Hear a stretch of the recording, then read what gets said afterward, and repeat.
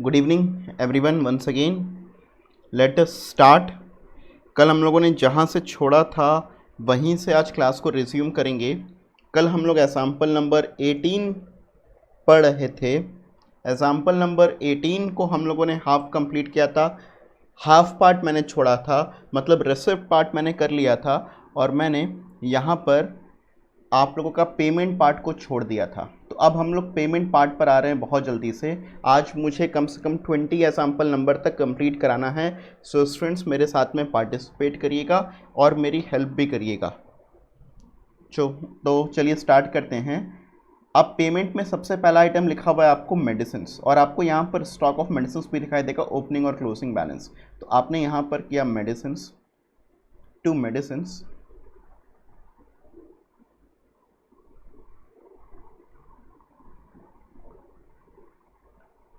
हमारा यहाँ पर जो परचेज था या जो पेमेंट था आपका, याद है हम लोग क्या करते हैं, purchase plus opening minus closing. तो आपका परचेज है आपका 30,590।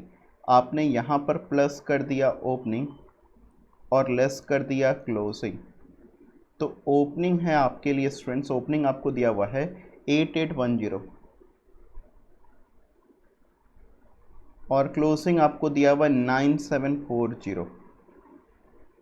तो अब आपका यहाँ पर बैलेंस आ जाएगा 30590 प्लस 8810 माइनस 9740। तो यहाँ पर आ जाएगा हमारा 29660।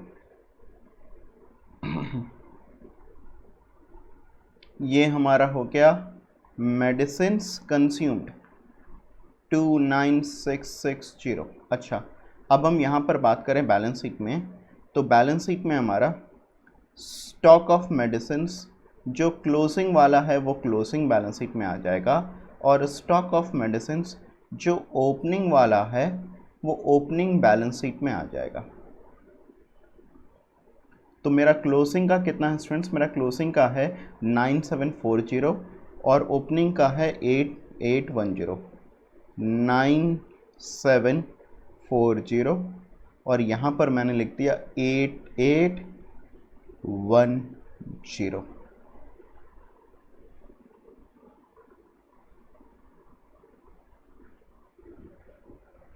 ठीक, फिर आपको यहाँ पर दिखाई देगा डॉक्टर्स ऑनोरेरियम। ये मैंने बताया था डॉक्टर्स ऑनोरेरियम क्या होता है। जैसे हम लोग एनपीओ में प्रोफेशनल्स को उनका पूरा पेमेंट नहीं करते, उनको कुछ एक पार्ट देते हैं just for their service. In fact not only to the professionals, जो लोग भी एनपीओ के लिए, क्लब के लिए जो लोग भी काम करते हैं स्वेच्छा से, उनको उनका पूरा पेमेंट नहीं दिया जाता है, मगर एक उनके ऑनर में कुछ एक पार्ट पे किया जाता है which is known as honorarium. So यहाँ पर हम लोग डॉक्टर्स को भी ऑनोरेरियम पे कर रहे हैं and this is an expenditure for us. यहाँ पर आपको नेक्स्ट आइटम दिखाई देगा बाय डॉक्टर्स ऑनोरेरियम। तो मैंने यहाँ पर लिखा टू डॉक्टर्स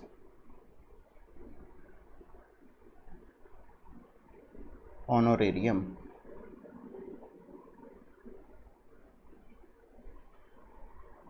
$9,000। फिर आपको सैलरीज का कितना खर्चा है, सैलरीज का खर्चा है 7,500 टू सैलरीज। आपने यहाँ पे लिख दिया 7,500। फिर आपने यहाँ पर देखा, अच्छा सैलरीज में कुछ भी आउटस्टैंडिंग नहीं था मेरा, है ना, परफेक्ट। फिर आपको पेटी एक्सपेंस 461, सब कुछ मेरे लिए एक्सपेंस है, इसलिए मैं यहाँ पर लिखता बचा रहा हूँ टू पेटी एक्सपेंस।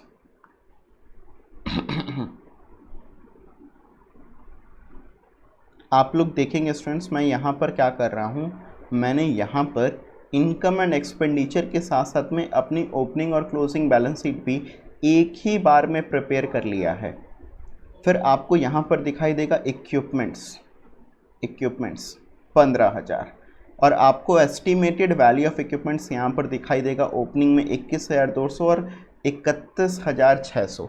अब देखिए कोई भी ऐसा आइटम जिसका आपको ओपनिंग फिगर भी दिया हुआ हो, क्लोजिंग भी दिया हुआ हो और आपको उसका परचेज भी दिया हुआ हो, मतलब कोई भी ऐसा आइटम जिसका आपके पास में ओपनिंग, क्लोजिंग और परचेज भी हो, तो आप यहाँ पर क्या करेंगे, ऐसे आइटम के लिए आप निकाल लेंगे इक्विपमेंट्स कंज्यूम्ड।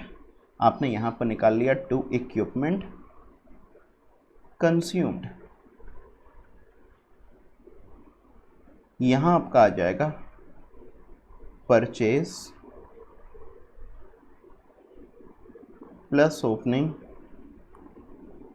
Minus closing. सो परचेज है आपका 15,000,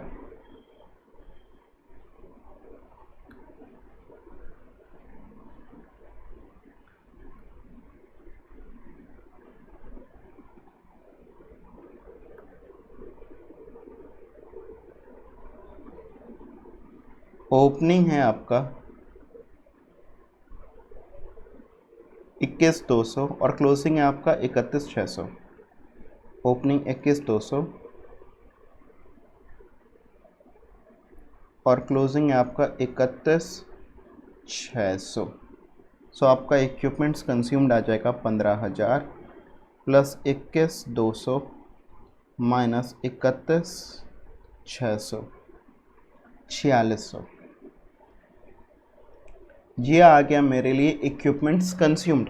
मतलब एनपीओ ने इस साल इतने का इक्विपमेंट्स इस्तेमाल किया, कंज्यूम कर लिया, ख़त्म कर दिया, और उसकी वैल्यू कितनी हो रही है, उसकी वैल्यू हो रही है आपकी 4600। कैसे आया, purchase plus opening minus closing. अच्छा, अगर हम लोग बात करें यहाँ पर ओपनिंग स्टॉक ऑफ इक्विपमेंट्स मेरा आता है ओपनिंग स्टॉक में, ओपनिंग स्टॉक ऑफ इक्विपमेंट्स आपको मैं यहाँ पर सिर्फ इक्विपमेंट से लिख दे रहा हूँ। ओपनिंग वाला फिगर ओपनिंग में आ जाएगा,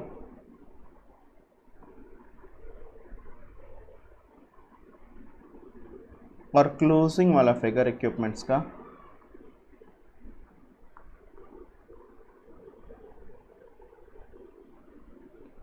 $31,600 क्लोजिंग में आ जाएगा।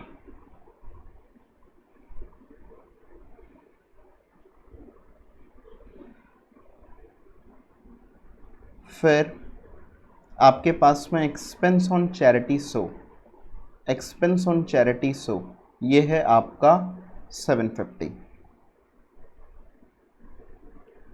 तो मैंने यहाँ पर लिख दिया to expense on charity show 750। फिर cash in hand on 31 March 2016, ये आपका क्लोजिंग कैश का बैलेंस हो गया, ये हो गया 3775। कैश इन हैंड आपको 31 मार्च 2016 का दिया हुआ है, मतलब ये आपको क्लोजिंग कैश का बैलेंस दिया हुआ है, कैश ये आपको दे रहा है 3775। अच्छा, अब इसके बाद कोई और भी फिगर मेरा बचा हुआ है क्या, एक बार मैं फाइनल काम करने से पहले मैं देखना चाहता हूँ। मैंने रिसिप्ट एंड पेमेंट अकाउंट की तो सारे आइटम्स को ऑब्वियसली कवर अप कर लिया है। एडिशनल इन्फॉर्मेशन मैंने 4 आइटम्स को कवर अप कर लिया है। एक 5वां आइटम मेरा छूट जाएगा। 5वां आइटम बहुत ध्यान समझिएगा, आपको यहाँ पर बिल्डिंग दिखाई दे रहा होगा, कॉस्टलेस डेप्रिसिएशन 40,000 ओपनिंग में है और क्लोजिंग में 38,000 है। तो जो आपका 40,000 ओपनिंग का फिगर है ये आपकी ओपनिंग बैलेंस शीट में आ गया बिल्डिंग,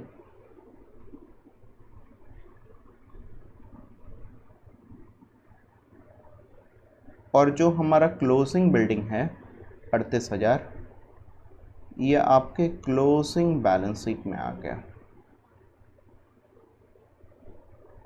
अच्छा, अगर हम लोग यहाँ पर ध्यान दें तो मेरा ओपनिंग का जो फिगर था वो था 40 और जो मेरा क्लोजिंग का फिगर है वो है 38। तो बेसिकली ओपनिंग 40 क्लोजिंग 38, ऐसा कैसे हो गया कि ओपनिंग से घट गया क्लोजिंग में? तो घटने का कारण है डेप्रिसिएशन। घटने का क्या कारण है? डेप्रिसिएशन। बेसिकली कोई भी एसेट के घटने के दो कारण हो सकते हैं, एक हो सकता है उसमें डेप्रिसिएशन लगा हो, दूसरा हो सकता है हमने उसको सेल कर दिया हो। तो यहाँ पर जो घटने का कारण है वो है डेप्रिसिएशन, ना कि सेल, क्योंकि अगर ये सेल के कारण घटा होता तो कहीं ना कहीं पर आपको ये रेसिप्ट साइड में दिखाई दे रहा होता। तो घटा है ये, तो आपका घटा है ये डेप्रिसिएशन के कारण। सो मैंने यहाँ पर कर दिया टू डेप्रिसिएशन ऑन बिल्डिंग 2000।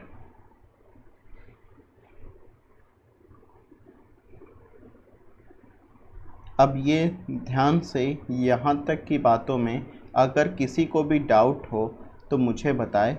जो भी काम मैंने आज अभी किया है उसमें किसी को डाउट हो, या कल का जो मैंने इनकम अमाउंट बना करके दिया था आप लोगों को उसमें कोई भी डाउट मेरे किसी भी स्टूडेंट्स को, सो प्लीज़ आप लोग मेरे से अभी जल्दी से सवाल पूछ लीजिए, फिर हम लोग यहाँ पर टोटलिंग करना स्टार्ट करेंगे।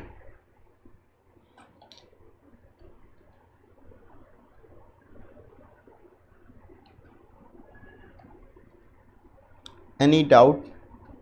Please say yes no.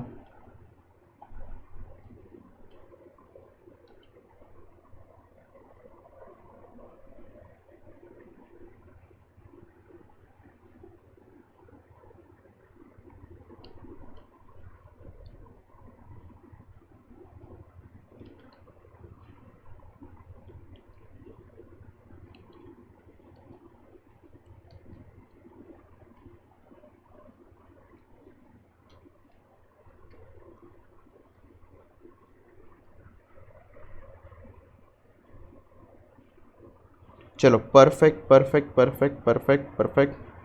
चलो, तो जो हमारा बेसिकली इनकम एंड एक्सपेंडिचर का जो बैलेंस आ रहा है, देखिएगा ध्यान से, इनकम एंड एक्सपेंडिचर में मेरा सरप्लस आ रहा है 25979 का। सरप्लस कितने का आ रहा है? 25979 का। आप लोग अपने आप से भी टोटलिंग करके चेक कर सकते हैं। मेरा जो सरप्लस आ रहा है स्टूडेंट्स, ये सरप्लस आ रहा है मेरा 25979 का, ये मेरा सरप्लस आ रहा है।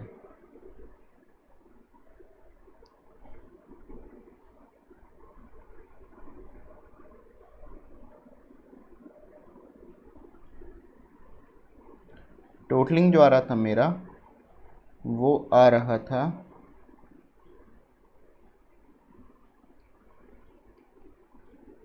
79,950।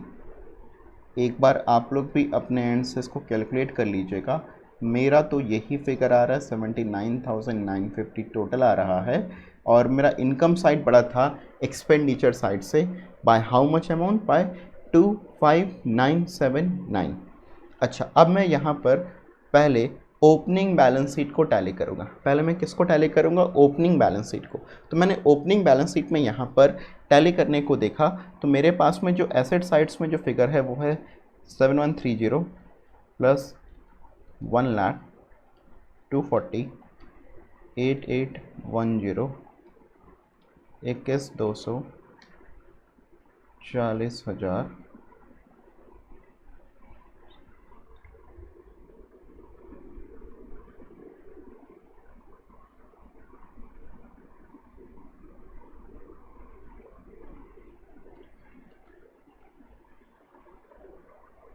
तो मेरा जो ओपनिंग कैपिटल फंड आया ये आया मेरा 1,77,316।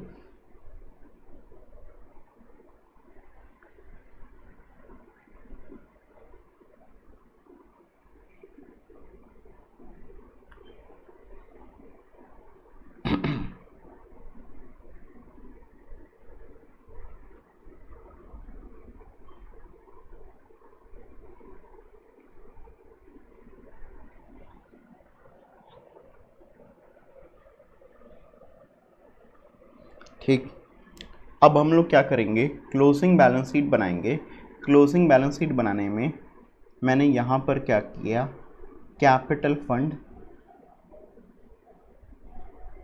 ओपनिंग का फिगर लिखा, ओपनिंग मैंने यहाँ पर लिखा 177316,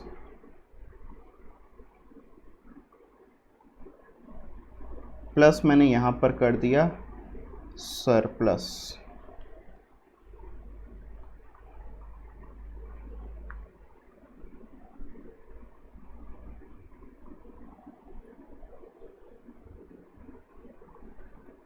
सरप्लस है मेरे पास में स्टूडेंट्स, सरप्लस है मेरे पास में 25979, 25979,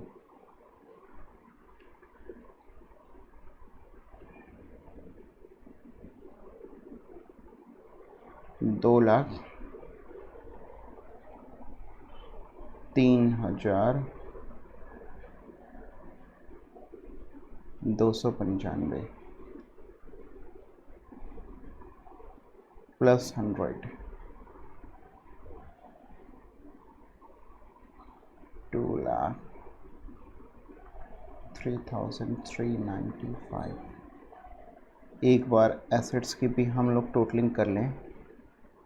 एसेट्स की टोटलिंग जब हम लोग करेंगे, -1,00,000, 280, 9,740, 31, 600, 175।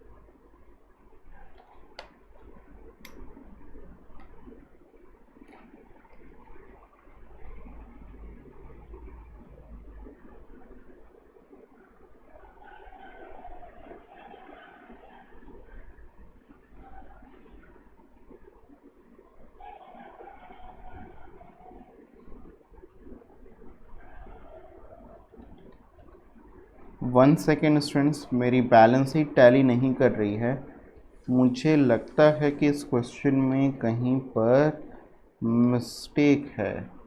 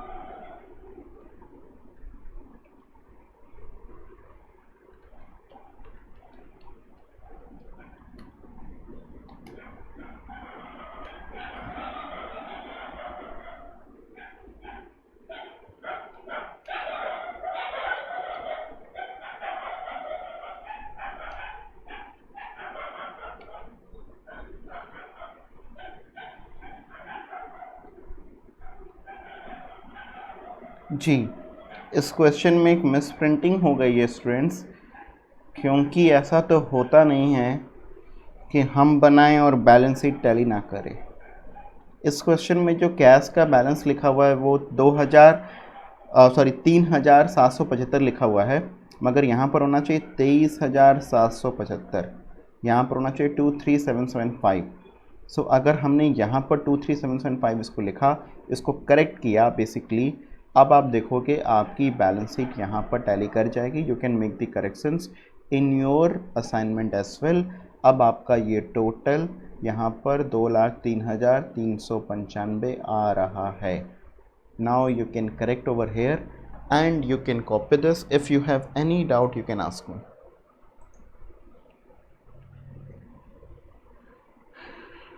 कैश का जो क्लोजिंग का जो बैलेंस है उसमें आपका बैलेंस है 23,375।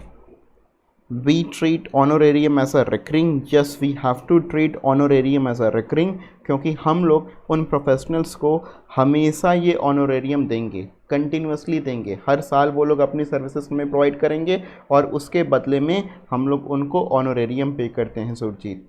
सो I think so this is clear. Honorarium is a recurring item. Please इसको देख लीजिए, इसका स्क्रीनशॉट ले लीजिए, then we can proceed to the next question.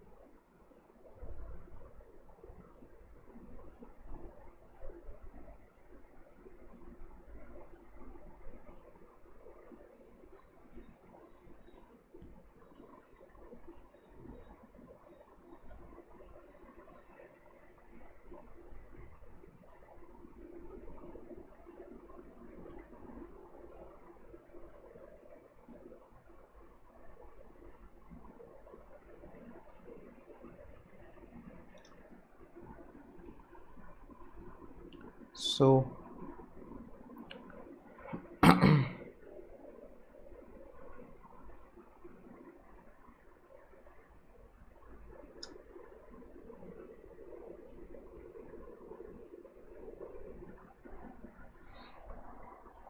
done. Okay, perfect.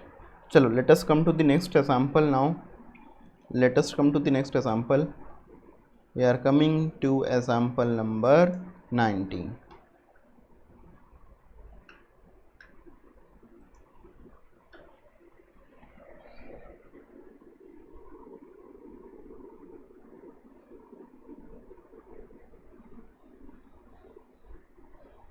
The Treasurer of India Tennis Club presented the following receipt and payment account for the year ended 31st March 2016.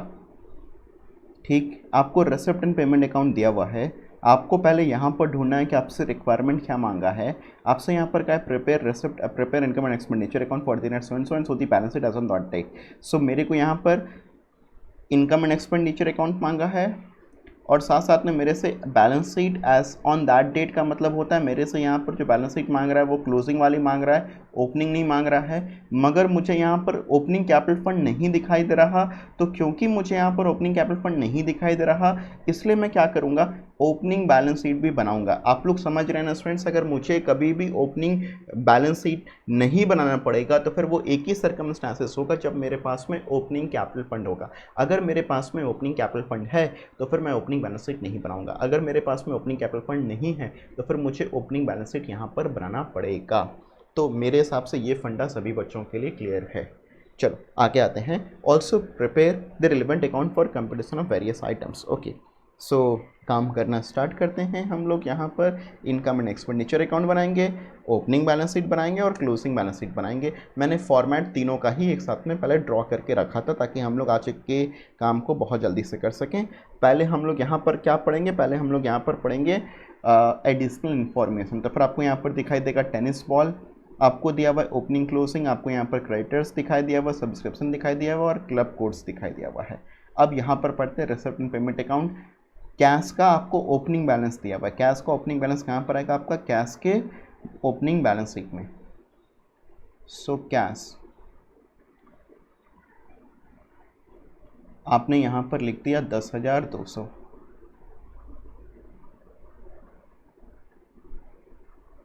बहुत जल्दी से करते हैं students. फिर आपको यहाँ पर दिखाई देगा सब्सक्रिप्शन 24,000.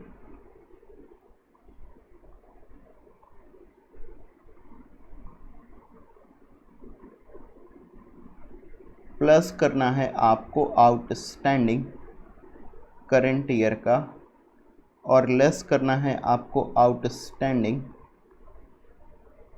लास्ट ईयर का. तो करंट ईयर का आउटस्टैंडिंग है मेरा 2000, सॉरी करंट ईयर का जो इस साल का जो कि क्लोजिंग में आउटस्टैंडिंग है वो है 3500 और ओपनिंग है 2000. तो 3500 आपने प्लस कर दिया और 2000 आपने माइनस कर दिया। अब ये आपका आ गया 25,500। अच्छा, मैं यहाँ पर क्या करूँगा, बैलेंस शीट में लिखता जाऊँगा आउटस्टैंडिंग सब्सक्रिप्शन क्लोजिंग वाला क्लोजिंग बैलेंस शीट में 3500, आउटस्टैंडिंग सब्सक्रिप्शन ओपनिंग वाला ओपनिंग बैलेंस शीट में 2000,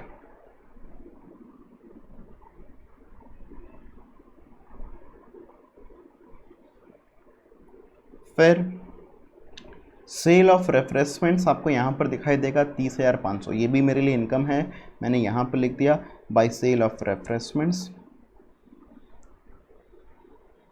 30,500। फिर अगर आप देखें तो फिर आपको दिखाई देगा कोर्ट हायर, मतलब ये कोर्ट हायर क्या है, बेसिकली क्लब के पास में कोर्ट है, टेबल टेनिस कोर्ट हो सकता है, सॉरी टेबल टेनिस कोर्ट कह रहा हूँ, टेनिस कोर्ट हो सकता है, बास्केटबॉल कोर्ट हो सकता है, ये सब कोर्ट्स को बेसिकली जो है क्लब हायर पे देता है, किराए पर भाड़े पर देता है, उससे क्लब को यहाँ पर रेंट मिला, उससे क्लब को यहाँ पर चार्जेस मिला, और ये चार्जेस कितना मिला, ये चार्जेस मिला 2700 रुपये, तो ये भी क्लब के लिए इनकम होगा। तो आपने यहाँ पर लिख दिया बाई कोर्ट हायर 2700। फिर आपने यहाँ पर देखा सेल ऑफ टेनिस बॉल, ये भी आपके लिए इनकम है 3700 by sale of tennis ball 3700 income में आ गया, परफेक्ट। फिर यहाँ पर परचेज ऑफ टेनिस बॉल, अब देखिएगा आपको टेनिस बॉल से जुड़ा हुआ एक एडजस्टमेंट्स दिया हुआ है, टेनिस बॉल से जुड़ा हुआ एक एडजस्टमेंट्स दिया हुआ है, 4000 रुपये का आपने परचेज़ किया है, आपको ओपनिंग और क्लोजिंग का बैलेंस दिया हुआ है, तो फिर आप यहाँ पर लिखेंगे टू टेनिस बॉल कंज्यूम्ड, यहाँ पर क्या आएगा आपका purchase plus opening minus closing, तो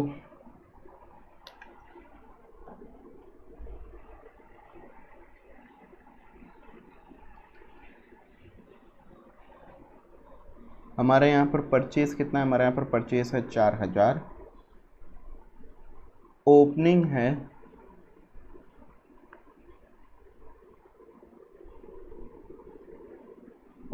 है आपका 400,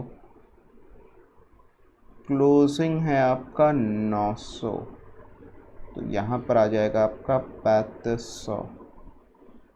फिर रिफ्रेशमेंट्स क्रेडिटर्स, तो अब आप देखेंगे यहाँ पर रिफ्रेशमेंट्स में आपको यहाँ क्रेडिटर्स के बारे में भी बताया है। अभी क्रेडिटर्स के साथ में आप क्या करेंगे, देखिएगा आपने यहाँ पर पेमेंट किया, आप यहाँ पर क्लोजिंग को प्लस करोगे, ओपनिंग को प्लस नहीं करोगे, क्लोजिंग को प्लस करोगे और ओपनिंग को आप माइनस करोगे, क्लोजिंग प्लस ओपनिंग माइनस, सो आपका रिफ्रेशमेंट्स क्रेडिटर्स का है 22,000। आप उल्टा काम करोगे क्रेडिटर्स के साथ में, क्रेडिटर्स के लिए हम लोग क्या करते हैं स्टूडेंट्स, ध्यान से समझिएगा, आपका जो आउटस्टैंडिंग वाला चीज़ रहता है उसमें आप क्लोजिंग प्लस करते हो और ओपनिंग माइनस करते हो, स्टॉक के साथ में आप ओपनिंग प्लस क्लोजिंग माइनस, किसी भी चीज़ का स्टॉक है, मगर जो भी आउटस्टैंडिंग बैलेंसेस रहते हैं ना स्टूडेंट्स, ये आउटस्टैंडिंग बैलेंस है, ये लायबिलिटी है, लायबिलिटी के लिए आप क्या करोगे, क्लोजिंग प्लस ओपनिंग माइनस, जैसा याद है आप परचेज निकालते हो, तो बेसिकली आप यहाँ पर परचेज ही एक तरीके से निकाल रहे हो, आपने यहाँ पर पेमेंट में क्लोजिंग प्लस कर दिया, ओपनिंग माइनस कर दिया, आपका यहाँ पर परचेज निकल करके आ जाएगा। सो ये आपका जो फिगर आएगा, आपका ओपनिंग दिया हुआ था क्रेडिटर्स का 4000 और क्लोजिंग दिया हुआ था 3000, तो 3000 आपने प्लस कर दिया और 4000 आपने माइनस कर दिया। ये आ गया आपका 21,000। अब आपने यहाँ पर क्योंकि क्रेडिटर्स है तो आपने क्रेडिटर्स फॉर रिफ्रेशमेंट्स को लायबिलिटी में लिख दिया।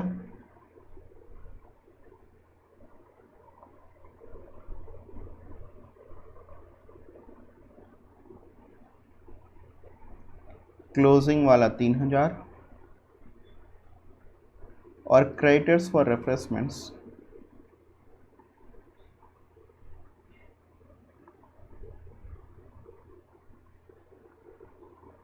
ओपनिंग वाला 4,000। एक आइटम और शायद मैं भूल गया जिसका काम मैंने कर लिया था, tennis ball on hand. Tennis ball का जो ओपनिंग है मेरे पास में, जो स्टॉक ऑफ टेनिस बॉल है मेरे पास में, या मैं सिंपली यहाँ पर टेनिस बॉल ही लिख रहा हूँ। टेनिस बॉल जो मेरे पास में पड़ा हुआ है, क्लोजिंग में वो क्लोजिंग बैलेंस शीट के एसेट में आएगा और जो ओपनिंग में पड़ा हुआ है वो ओपनिंग बैलेंस शीट में आएगा। सो टेनिस बॉल अगर आप देखोगे आपके पास में ओपनिंग में है 400 और क्लोजिंग में है 900। सो ओपनिंग वाला आपने ओपनिंग बैलेंस शीट में लिख दिया और क्लोजिंग वाला आपने क्लोजिंग बैलेंस शीट में लिख दिया। कोई भी आइटम को भूलना नहीं है स्टूडेंट्स। जब हम जिस समय उसको पढ़ रहे हैं ना, उसी समय उसके ठीक ठिकाने पर उसको अगर रख देंगे तो फिर हमारा काम हो जाएगा। अब देखो यहाँ पर नेक्स्ट आइटम को क्या दिया हुआ है, आपको लिखा हुआ है मार्किंग एंड रिपेयरिंग कोड्स। सो आपने यहाँ पर ये भी आपके लिए एक्सपेंडिचर, ये मार्किंग एंड रिपेयरिंग कोड्स क्या होता है, आप लोग अगर बैडमिंटन अगर खेलते होंगे तो आपको पता होगा कि आपको वहाँ पर जो कोर्ट आप लोग बनाते हैं उसको कंटिन्यूसली उसको मार्किंग करनी पड़ती है कि ये लाइन है, इससे अगर बाहर गया तो आउट या ऐसा चीज़ें। तो वही मार्किंग करने पर, मार्किंग और रिपेयरिंग ऑफ कोड्स करने पर अपना 3800 रुपये लगा। सो हमने यहाँ पर लिखा टू मार्किंग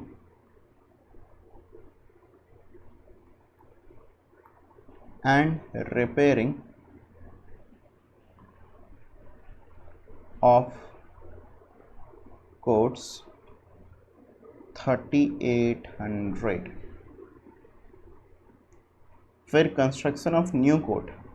अच्छा, अब ध्यान से देखिएगा यहाँ पर जो कंस्ट्रक्शन ऑफ न्यू कोड है, मतलब हमने एक नया कोड बनवाया।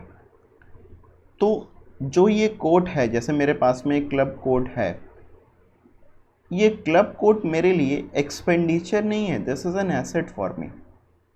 क्लब कोड मेरे लिए क्या होगा स्टूडेंट्स, क्लब कोड मेरे लिए एसेट्स होगा, ये मेरे एक्सपेंडिचर साइड में नहीं आएगा।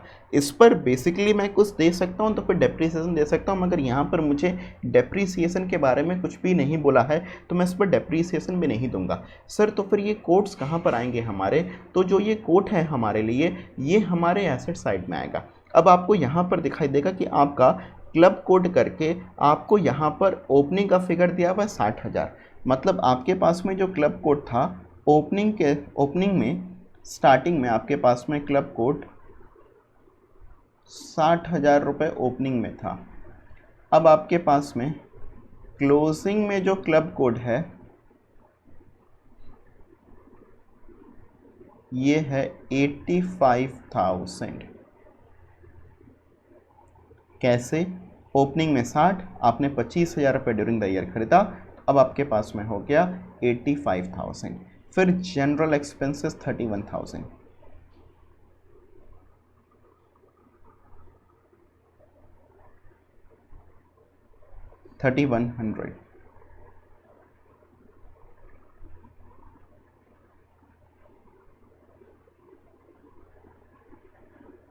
फिर कैश एट बैंक क्लोजिंग का फिगर जो कि आपका है वो है 13,200।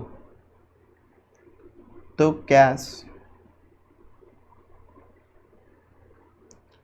13,200।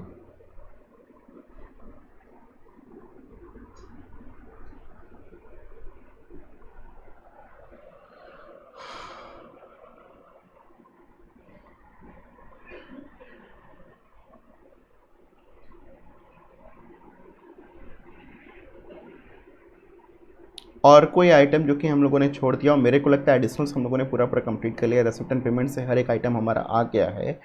अब हमारा शायद कोई आइटम नहीं छूट रहा है स्टूडेंट्स, यहाँ तक अगर किसी भी बच्चे को कोई भी डाउट हो हमारे वर्किंग पर, तो वो अपना सवाल मेरे से पूछ सकता है।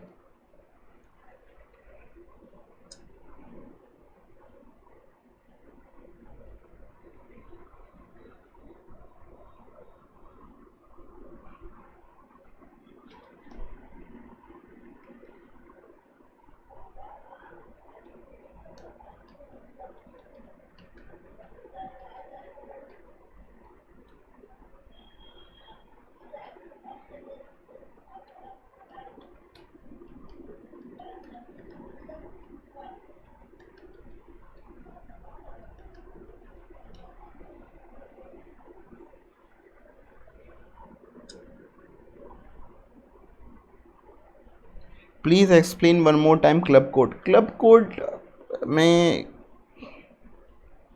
अरे कोर्ट क्या होता है? बैडमिंटन कोर्ट सुना है, टेबल टेनिस कोर्ट सुना है? कोर्ट ये वो वाला कोर्ट नहीं हुआ जहाँ पर हम लोग बैठ करके जो है किसी केस का फैसला करते हैं। ये कोर्ट जो हम लोग बात कर रहे हैं, आपने क्या बैडमिंटन कोर्ट और टेबल टेनिस का तो चलिए कोई कोर्ट नहीं होता, बैडमिंटन कोर्ट आपने सुना है, टेनिस कोर्ट आपने सुना है। अरे जहाँ पर टेनिस मैचेस खेले जाते हैं स्टूडेंट्स, उसी को हम लोग कोर्ट कहते हैं। तो बैडमिंटन कोर्ट होता है आपका, टेनिस कोर्ट होता है आपका, आपके बास्केटबॉल के कोर्ट्स होते हैं। ये सब कोर्ट्स जो है, ये सब टाइप के कोर्ट्स होते हैं। तो हो सकता है क्लब में से इनमें से कोई एक या कुछ एक आध दो कोर्ट होंगे। ये पहले से क्लब के पास में 60,000 रुपये का था और क्लब ने यहाँ पर 25,000 रुपये का कोर्ट और इस साल कंस्ट्रक्ट करवाया। तो पहले से क्लब के पास में जो कोर्ट था वो 60,000 रुपये का, वो क्लब के ओपनिंग बैलेंस शीट में आ गया। और जो क्लब ने 25,000 रुपये का और कोर्ट कंस्ट्रक्ट कराया, तो क्लोजिंग बैलेंस शीट में जो क्लब के पास में आएगा वो टोटल 85,000 आएगा। टोटल 85,000 क्लब कोर्ट आ गया आपके पास में। ये ध्यान से देखिए, फिर हम लोग आगे आए। अभी मेरे हिसाब से कोर्ट समझ में आ गया होगा सभी बच्चों को।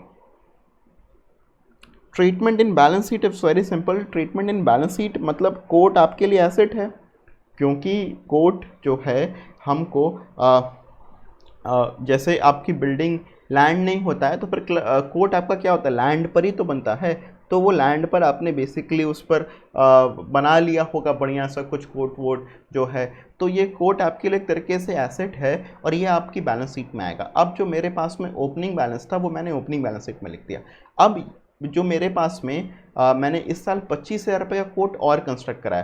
तो मैंने क्या किया, ओपनिंग का मेरे पास में 60 था और मैंने 25,000 रुपये का और बनाया, तो टोटल मैंने क्लोजिंग में यहाँ पर 85,000 लिख दिया।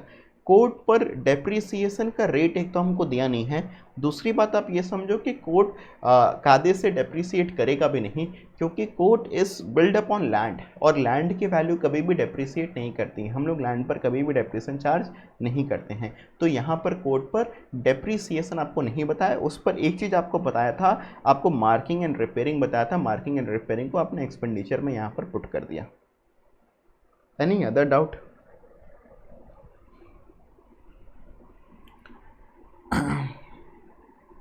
So what I want is, मैं इसका सरप्लस जल्दी से निकाल देता हूँ। सरप्लस आ रहा है हमारा 31,000।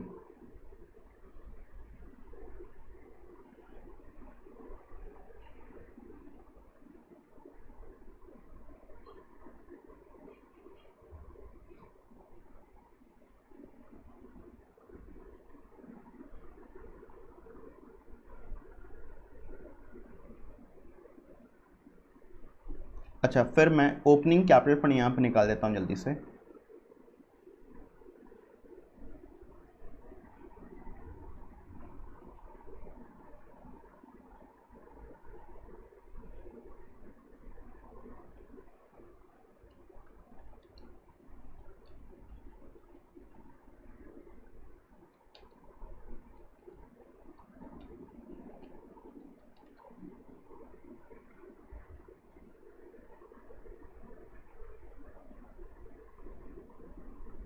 फिर आपका जो कैपिटल फंड यहाँ पर आएगा,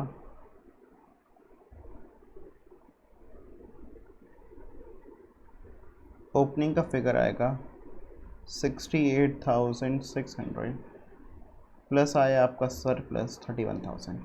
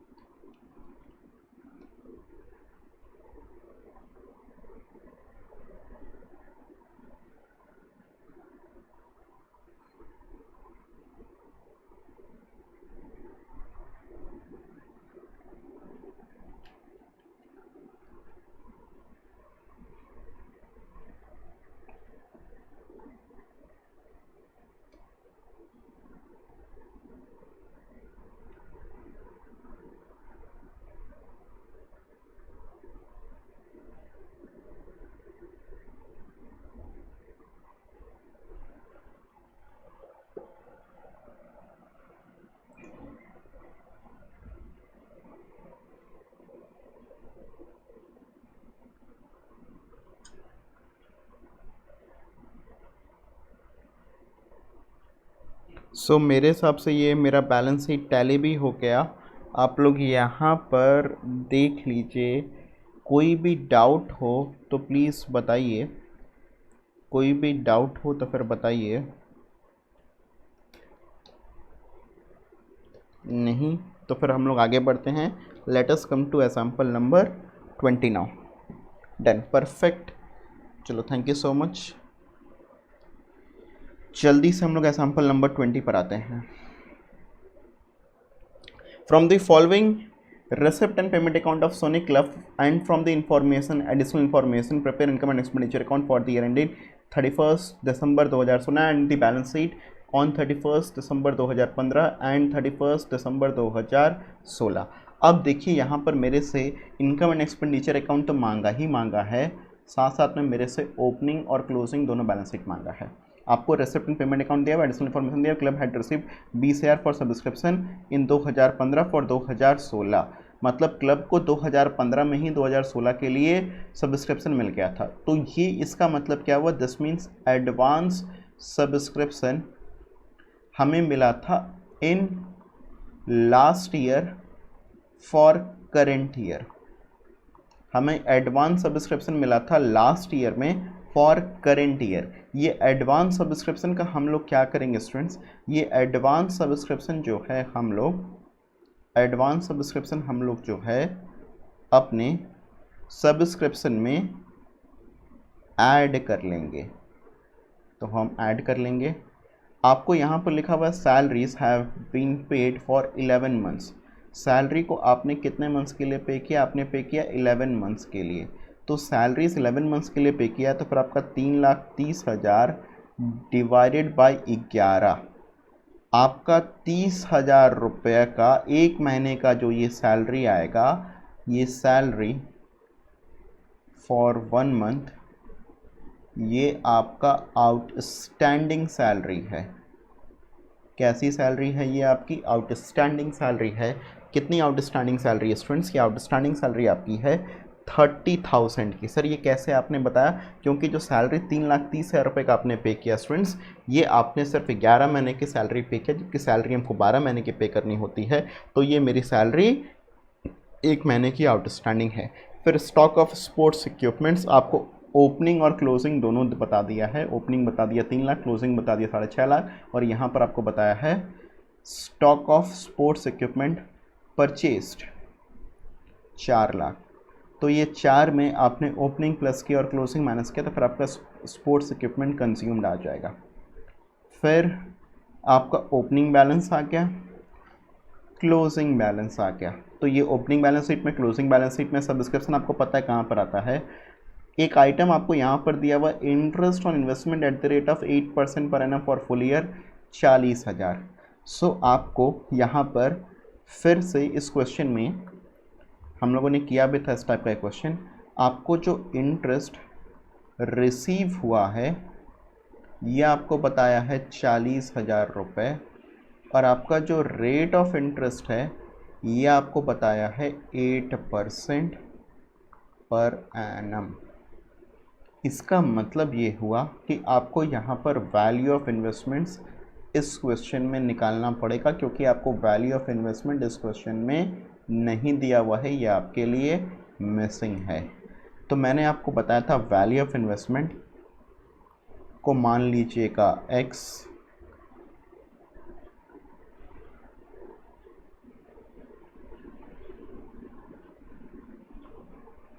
तो अब आपका x का 8% आ जाएगा 40,000 और x की वैल्यू आएगी आपकी 40,000 अपॉन 8%।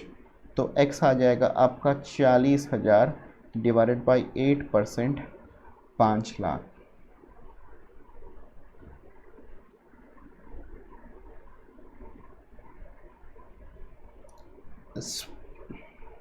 सैलरीज हो गया, स्पोर्ट्स इक्विपमेंट हो गया, बैलेंस कैरेड डाउन हो गया। ये आपका जो बैलेंस कैरेड डाउन है ये आपका कैश का क्लोजिंग बैलेंस है। अब ध्यान से देखिए, ये इन्फॉर्मेशन इतनी है मेरे पास में, मैंने इस इन्फॉर्मेशन को इतना एनालाइज कर दिया है। अब क्या आप लोग मेरे लिए एग्ज़ाम्पल नंबर, या मेरे लिए कहिए या अपने लिए कहिए, आप लोग एग्ज़ाम्पल नंबर 20 होमवर्क में करेंगे और करके इसका आंसर मेरे साथ में कल क्लास में आप लोग शेयर करेंगे।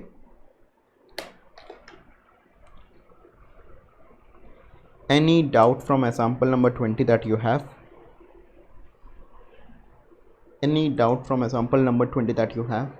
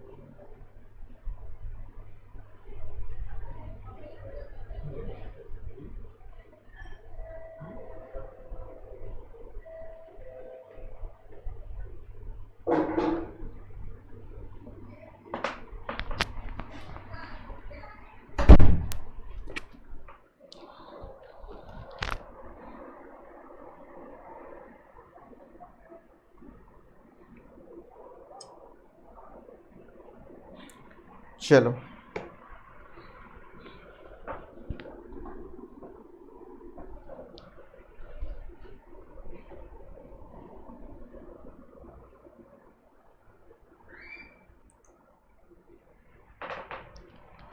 गुड टू हियर कि you all don't have any problem. अब मैं आप लोगों से ऑनेस्टली कुछ बात पूछना चाहूँगा, जिसका मैं चाहूँगा कि आप लोग ऑनेस्ट रिप्लाई करें। कितने लोग कंटिन्यूसली हर एक के क्लासेस को अटेंड कर रहे हैं और साथ साथ में अपने घर पर सेल्फ स्टडीज़ भी कर रहे हैं, इन क्वेश्चंस को दोबारा से अपने घर पर प्रैक्टिस भी कर रहे हैं? Please say yes sir I am doing, या you can say yes sir. जो ईमानदारी से कर रहे हो प्लीज़ वही बच्चे बोलें यस। चलो, वेल डन नमन, प्रगति, सुरजीत, संस्कृति, शुभम, रियोम, कोमल, आर्यन,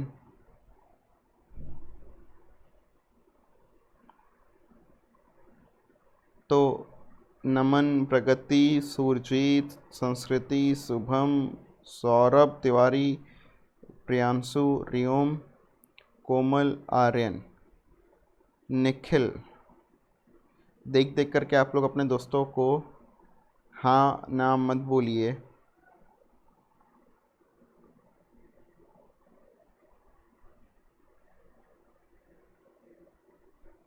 आदित्य गुप्ता, अक्षिता, आशुतोष, दीप्ति, हर्ष केसरी, कोमल का तो रिप्लाई आया था, मानवेंद्र,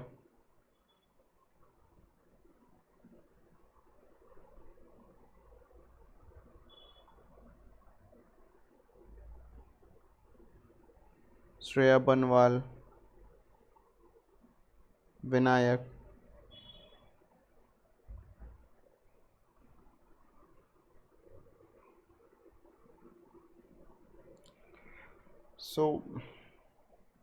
जो मेरा फीडबैक है या जो मैंने बाकी स्टूडेंट्स को देखा, क्योंकि आप लोग जानते हैं कि हम लोग प्रोफेशनल स्टडीज़ के भी पूरी अपनी यहाँ पर क्लासेस चलती है, CA/CS की क्लासेस चलती हैं। इनफैक्ट सिर्फ क्लासेस ही नहीं चलती हैं, अपने यहाँ से जो स्टूडेंट्स आते हैं वो ऑल इंडिया रैंक होल्डर होते हैं।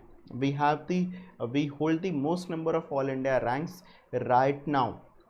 सबसे अधिक बच्चे जो एक साल में किसी एक इंस्टीट्यूट से पूरे इंडिया से आए हैं वो लिल्हा एजुकेशन सेंटर के वाराणसी ब्रांच से आए हैं।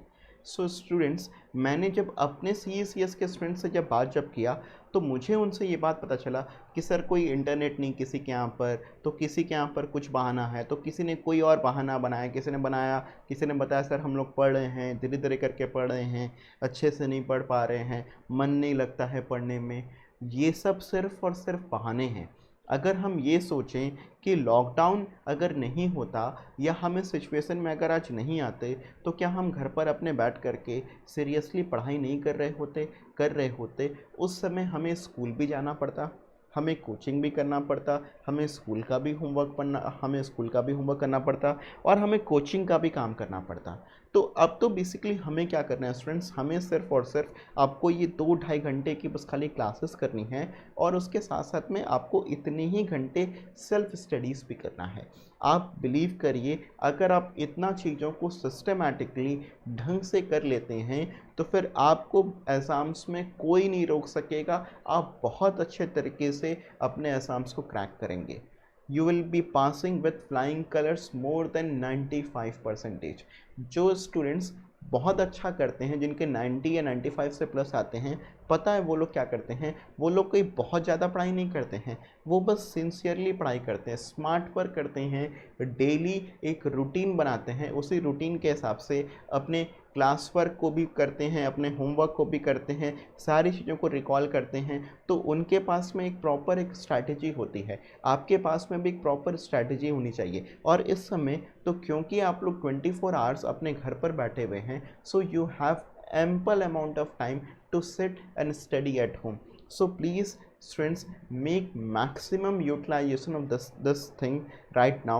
आप लोग इस बात का बहुत फ़ायदा चाहें तो फिर उठा सकते हैं और अपने स्टडीज़ में 4 चांद लगा सकते हैं। सो देखिए, कोई भी सिचुएशन जो है ना, कभी भी जैसे अभी लॉकडाउन खुलेगा तो फिर आपको फिर ये समझ में आएगा कि नहीं, जब हम लॉकडाउन में थे तब शायद हमारे पास में सेल्फ स्टडीज़ करने का ज़्यादा मौका था as compared to what we have after opening of the lockdown. क्योंकि इस समय हमको स्कूल भी जाना पड़ेगा, कोचिंग को भी साथ में आना पड़ेगा, बहुत सारी चीज़ें एक साथ में मैनेज करना पड़ जाता है, तो फिर वो थोड़ा ज़्यादा हेक्टिक हो जाता है। तो अभी जिस सिचुएशन में हैं आप, उसमें पॉजिटिव्स ढूंढिए और उसमें पढ़िए और अपने साथ साथ में अपने फ्रेंड्स से भी कहिए, जो फ्रेंड्स अभी तक आराम से घर पर बैठ कर के बस एंजॉय कर रहे हैं, उनको भी जगाइए, उनको भी चेताइए और उनको दिखाइए कि आप कितनी अच्छी क्लासेस कर रहे हैं, उनको भी लेकर के आइए। सो स्टूडेंट्स, आप अपने आप को भी मोटिवेट करिए, अपने आप की भी पढ़ाई करिए, अपने फ्रेंड्स को भी बोलिए वो भी पढ़ाई स्टार्ट करें अगर उन्होंने अभी तक स्टार्ट नहीं किया है तो। और प्लीज़ घर पर चीज़ों को सीरियसली पढ़ाई करना स्टार्ट करिए। एक एक क्वेश्चन को, आपके पास में इतना टाइम है, अब दोबारा से हर एक क्वेश्चन को घर पर प्रैक्टिस कर सकते हैं। Thank you everyone. Will complete this chapter latest by tomorrow.